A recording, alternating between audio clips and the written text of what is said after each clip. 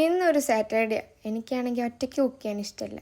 കൂടെ ഒരാളുണ്ട്, ഓക്കെ, സഹായിച്ചില്ലെങ്കിലും അടുത്തൊരാളുണ്ട്, ഉണ്ടാക്കി കഴിക്കാനുണ്ട്, അല്ലെങ്കിൽ ഒരുമിച്ചിരുന്ന് ഉണ്ടാക്കാനുണ്ടെങ്കിൽ എനിക്ക് ഇൻട്രസ്റ്റാണ്. ഇതൊരു പല്ലേപ്പിൻ്റെ അപാര കഥ പറഞ്ഞുകൊണ്ടിരിക്കുക. ആളാണ് പിന്നെ ഫുൾ ടൈം സംസാരിച്ചുകൊണ്ടിരിക്കുന്നുണ്ട്, നേരം പോക്ക ഫുൾ ടൈം.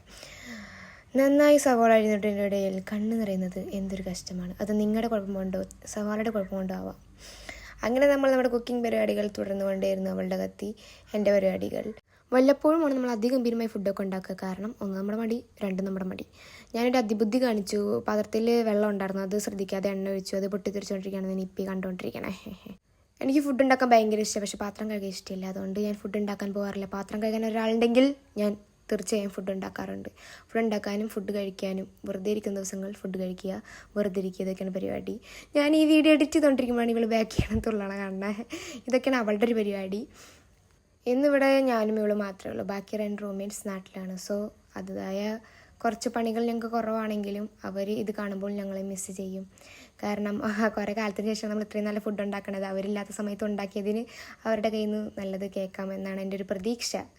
എനിക്ക് എൻ്റെ വീടിനെക്കാട്ടും ഇഷ്ടമാണ് ഇവിടെ. എന്താണെന്നറിയില്ല, കാരണം നമ്മളിത് മൊത്തം നോക്കി നടത്തുന്നതുകൊണ്ടായിരിക്കാം. കണ്ട വ്യൂ ഒക്കെ കണ്ട ഭയങ്കര ഇഷ്ടമാണ് ഇവിടെ. വീട്ടിലാണെങ്കിൽ ഒരു സൈഡിലിരിക്കും, വീട് നമ്മളുടെ കംഫർട്ട് സ്പേസ് ആണെങ്കിലും എന്തോ എനിക്ക് ഇവിടെ ഭയങ്കര കംഫർട്ട് സ്പേസാണ്. ഇവിടുത്തെ എൻ്റെ കിച്ചൺ, ഇവിടുത്തെ റൂം, ഇവിടുത്തെ എൻ്റെ പിള്ളേർ ഒക്കെ ഒരു കംഫർട്ട് സ്പേസാണ്. എനിക്ക് ഭയങ്കര ഇഷ്ടം. നമ്മളങ്ങനെ കുക്കിംഗ് പരിപാടികൾ തുടർന്നുകൊണ്ടിരിക്കുന്നു. കൂടെ ഈ നായുള്ളതുകൊണ്ട് സമയം പോകണമെന്ന് അറിയില്ല.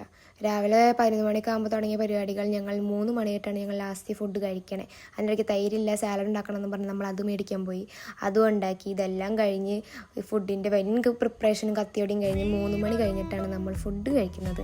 പക്ഷേ അത് വോത്തായിരുന്നു.